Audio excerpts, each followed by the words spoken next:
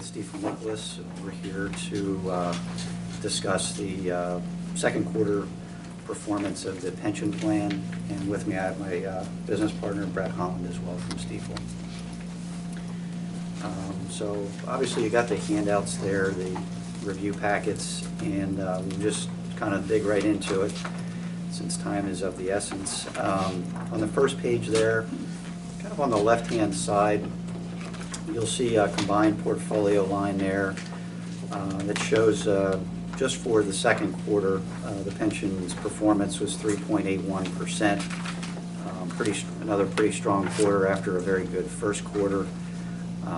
And then that puts our year-to-date return through the second quarter at 14.33%. And again, just a really good start to the year.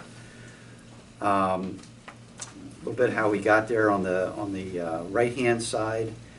You'll see we started the quarter at $123,741,000. For the quarter, we had net contributions, and again, mostly that's because of the ARC payment that was made during the quarter.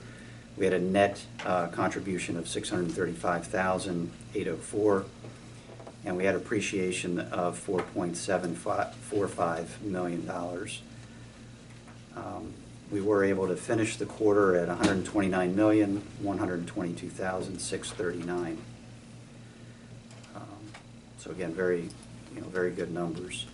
And that's the end of June? That's through the end of June, right? Yeah. Kind of in the lower left-hand corner there, you'll see the allocation for the pension plan. We do break out REITs. I know in the report here it doesn't show that, but I'll start with equities, breaking out the real estate investment trust portfolio. Total equities is 59.05%. That's kind of right up against the limit of our target within our investment policy, and we're going to talk about that in a little bit. The real estate investment trust piece represents 5.6% of the portfolio. Fixed income, you'll see there, is 29.33% of the portfolio, and we have almost 6% in cash. Cash on hand, which we utilize for distributions, monthly distributions. We work with Bob on that. But there's also some cash that the individual money managers have as part of their management philosophy. So right now, cash is about 6%. What was the max we agreed to on the alts? We don't really have alts in here. Real estate investment trust is a sleeve in your investment policy. I know some folks categorize that as an alternative investment. We don't necessarily do that, but we can go up to 10% in REITs. Okay. Mr. Controller, do you have any questions? You good? Good. Okay. I will move to, kind of give you a little bit more up to date, since we had a July that was, was okay, but we have gotten a little more volatility here in the last few days, the last couple of weeks really. Brett will talk a little bit about the economy and kind of what was causing, or what is causing some of the volatility. But through Tuesday, the pension total value was $128,379,972, and we still had a performance at 14.73%. That's an unaudited number, but that's as best that we can get to date. And the allocation is virtually the same, so no real changes there. Okay. It's not a huge, as much of a blow as I thought it was going to be. No, we gained a little bit in July, and we've lost some of that now here in August with the first couple weeks. So yeah, still kind of hanging in there. Basically half of it was Right. Right. Well, I hope it turns around again until you come back. Yeah, well, hopefully we can give you some good numbers in the Yeah. third quarter. But some things that we're kind of recommending, because we have had some good performance. I think we've kind of allowed the portfolio to kind of ebb and flow. In 2008, when the markets were coming down, we kind of stayed the course, even though it was slightly out of the investment policy ranges. But we're feeling a little bit more that we should kind of get back to our norms within the investment policy. So we're kind of at the upper end of our equity number. And we just feel like maybe right now, potentially is more volatility. As after yesterday, the headline right now is recession, right? Brett will talk a little bit about that. So we just think it's probably prudent to kind of get back to more, you know, where our investment policy is stated, and kind of get back kind of to the middle of the road. So some things that we'd like to do is actually raise a little bit of cash, about $2.5 million, and that'll help us with our distributions. That'll get us probably 7 to 8 months worth of distributions with cash on hand. That way we don't have to go and sell anything if we do get into a bad market. We'll have the cash raised, and it'll be a good thing. We are also a little bit heavier over the last 5-6 years. Large cap growth has done extremely well, and we have some of that in the portfolio. So the growth component has gone up much quicker than large cap value. So we like to kind of take a little bit away from growth and move some of that over to value as well. So if we make some of those changes, what we'd be looking at the end of the day is stocks would be around 55%, bonds would end up around 31.5%, REITs would stay the same at roughly 5.5%, and then we'd have a cash position of about 8%.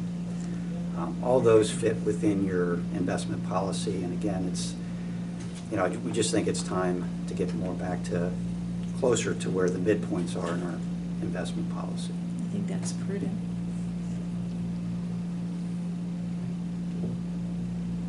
Not changing any managers or anything, just within the managers that we have. Working all within the policy existing. So Exactly. All right, Brett? Okay, so talking a little bit about risk analysis, sometimes we'll just kind of briefly mention that whenever we come in, but a lot of times we'll have a money manager or somebody like that with us and try to be respectful of the time that they would need. But that is something that kind of behind the scenes that Mike and I and Sonia are regularly looking at.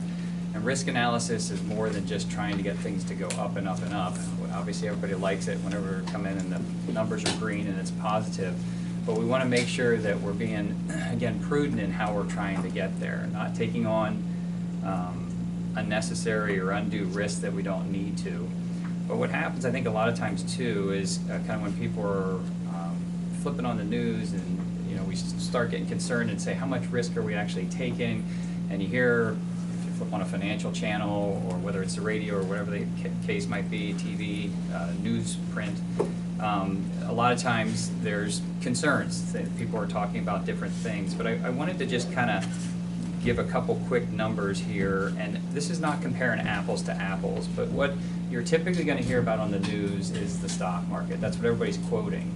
And as Mike just told you, the portfolio is not in stocks. It's a little over half in stocks, and the remainder is in either cash or bonds, which tend to be more conservative. But just to kind of give, I guess, a little color to some of that, January through August, Mike had mentioned the portfolio was up 14.73%. In the stock market during that time, the S&P 500 and the Dow Jones were up 12.5 was the down, and the S&P 500 was up 16.75. So, you know, we're not keeping up with the S&P 500, but we also don't have all stocks. You're not comparing apples to apples. But just to kind of go back to a couple of other time frames, if you look at the fourth quarter of last year, if you remember, that was not such a great period of time, and the portfolio at that time was down around 8% for October, November, and December of 2018, and the S&P was down about 14% during that time, and the Dow was down about 12%. So, you know, there's a lot of panic. If you're reading the headlines, people tend to get a little bit anxious, but again, just a reminder, the pension is not in all stocks, so we're not following whatever the TV is saying at the time. Last thing I'll just mention here, one more, is the month of May. The month of May was a difficult month.